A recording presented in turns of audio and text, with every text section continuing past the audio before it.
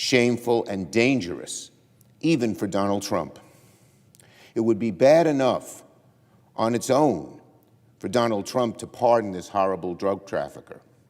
But for him to pardon this drug lord while putting a quarter of our military in the Caribbean, right nearby Honduras, to fight drug trafficking makes an utter mockery of Donald Trump's supposed desire to root out all drug trafficking. Let's be clear of the facts. The person Donald Trump just pardoned was convicted of helping move 400 tons of cocaine to the United States. All the while, Trump blows up alleged drug boats to prevent drugs from getting to America and risks leapfrogging the U.S. into a war with Venezuela. You can't have it both ways, Mr. President. You can't talk a big game about hunting down drug traffickers and getting drugs off our streets and then turn around and free a dangerous, convicted drug lord. That sends a message to other criminals. Suck up to Trump, and you'll get a pardon no matter how many boatloads of drugs you pump into our streets.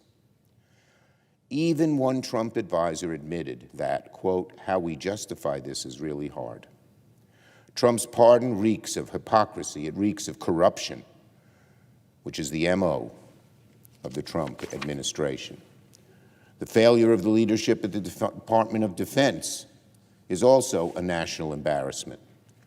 The mess Secretary Hegseth creates regularly shows the consequences of picking an inexperienced Fox News host to lead a massively complex life or death federal agency.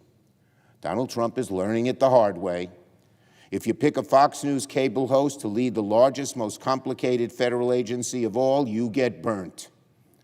And Hegseth is just way beyond what anyone would imagine in how bad he is at that department. In the past few days, more questions have arisen about Hegseth's order to attack alleged drug trafficking vessels off the coast of Venezuela. It is possible those strikes, which may have included verbal orders from the Secretary of Defense to, quote, kill everybody on those boats, violated the law. But this is the problem. The American people still don't know exactly what happened because Pete Hegseth refuses to tell the truth. Months ago, right after the strikes, Hegseth went on Fox News and bragged. He was present at every moment of the operation. He said on Fox News that he, quote, watched it live. He said the same to us in person. But then last night he tweeted that his admiral was actually the one who made all the combat decisions. This is so spineless. Pete Hegseth won't hesitate for a moment to talk a big game and take credit if he thinks it makes him look good.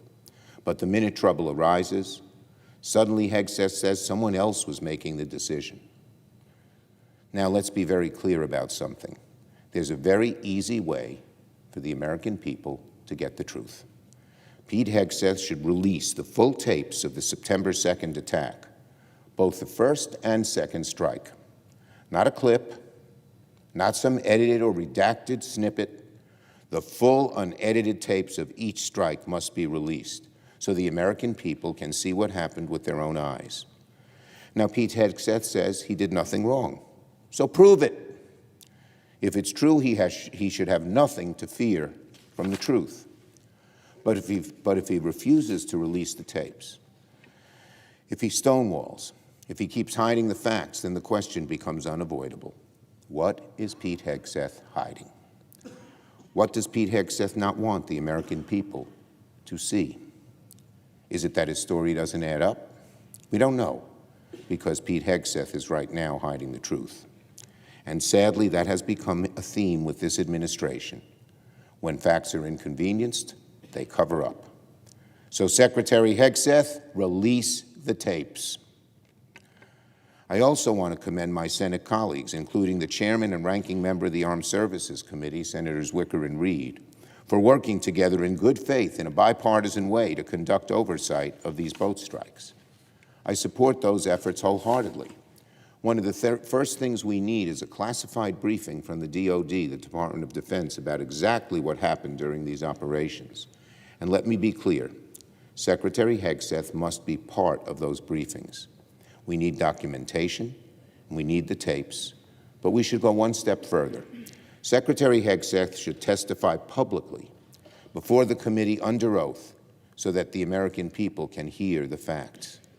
The truth should not be kept behind closed doors. The fresh air of public scrutiny should be let in. The public has a right to know. That's why Pete Hegseth must testify publicly, and most importantly, why he must release the full tape of the attacks.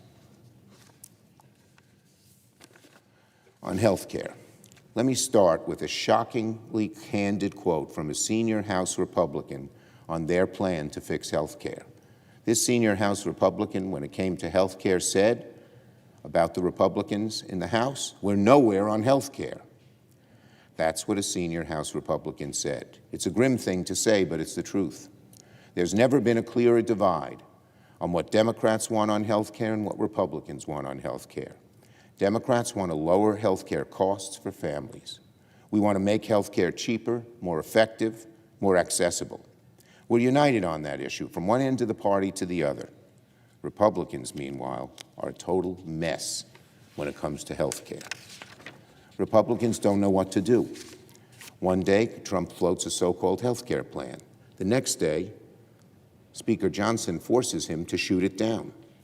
Some Republicans say they want to dismantle the ACA, probably a majority of them in the House and a large number in the Senate, just dismantle it altogether. Other Republicans seem more focused on eradicating reproductive care in every state than helping people afford health care. The bottom line, Republicans are in total disarray on health care. And while Republicans continue the infighting, who's paying the price? The American people. The people whose premiums are going up by $500 to $1,000 a month. The people know that these people know that Trump and Republicans are to blame. America, we all know, is in a health care crisis, and Republicans are only adding fuel to the fire. Democrats have been clear from the start. The first step to solve this crisis is extending the ACA tax credits. Democrats are ready to do so. We're united, and we're committed to lowering the cost of health care. Republicans, however, by their own admission, are nowhere on health care, and that's a disastrous message to send to the American people who are suffering from skyrocketing health care costs. I yield the floor. Note the absence of a quorum. The clerk will call the roll. Ms. Alston-Brooks.